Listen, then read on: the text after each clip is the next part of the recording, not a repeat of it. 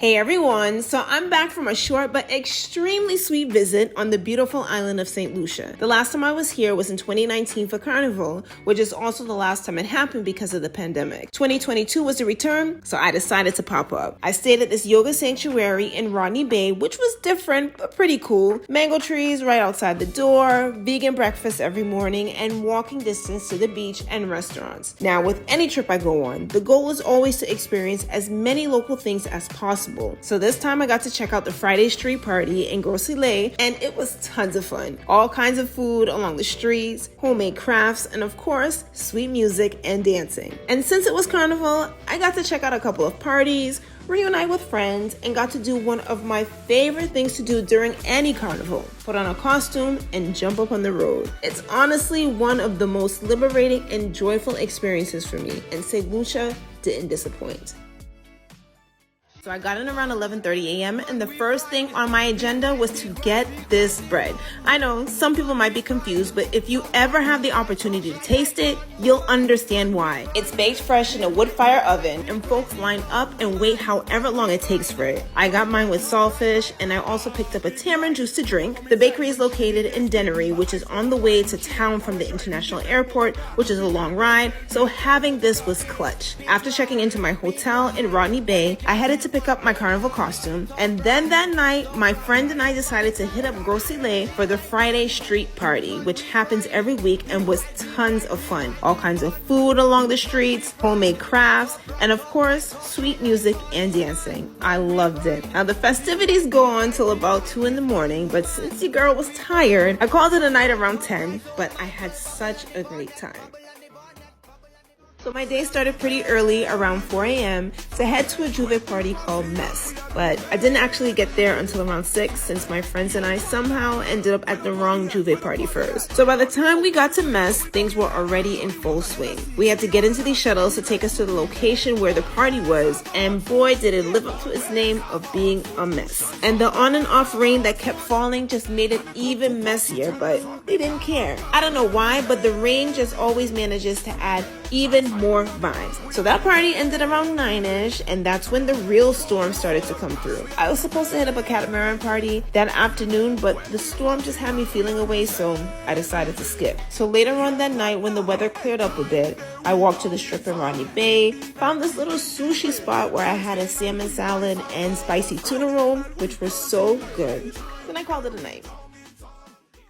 So after enjoying this delicious vegan breakfast, I decided it was time to hit the beach. So I took a short walk to Redweed Beach, which took me about 5 minutes from my hotel. I grabbed some chairs and waited for my friend Cassandra to join me.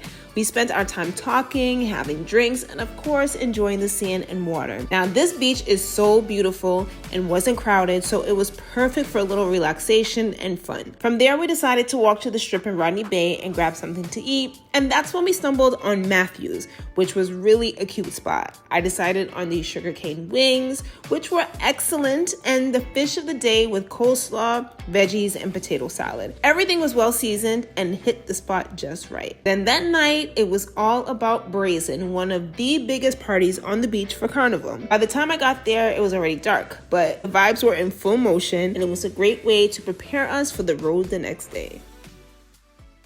Like a lot of other carnivals, St. Lucia has 2 days of road experience, but the first one is where people wear their pretty costumes, and the second day on Tuesday is for folks to bust their own style. Unfortunately, I had to leave on Tuesday, so I had to make Monday the best day ever. I played with Zuvo, which was also the band I played with in 2019. So one of my favorite things about playing Mass in St. Lucia is having a live band on the road. DJs are cool, but I don't care what anyone says, there's just nothing like hearing those horns and drums beating. So I was in my glee. A couple things I didn't like about Zuvo: I didn't feel they made appropriate accommodations for the amount of people in the band when it came to having enough food and drinks, but I didn't let that ruin my day. I heard the band made up for some things on Tuesday, but I can't really say from experience since I wasn't there, but St. Lucia owes me nothing.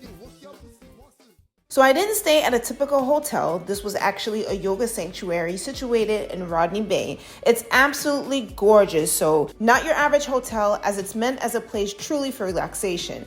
But I thought it was pretty cool. The rooms are pretty spacious. Mine had a balcony with a Julie mango tree right outside. And I should add that guests have the option of picking their own from the tree as often as you want. Breakfast is available every morning, and since the focus is health and wellness, it is vegan. Now, I'm not a vegan, but everything I had was delicious. And it's a short walk to Redweed Beach and the Strip in Rodney Bay. So if you're looking for a place that's nice and clean and without a set of noise, I definitely would recommend Soul Sanctum.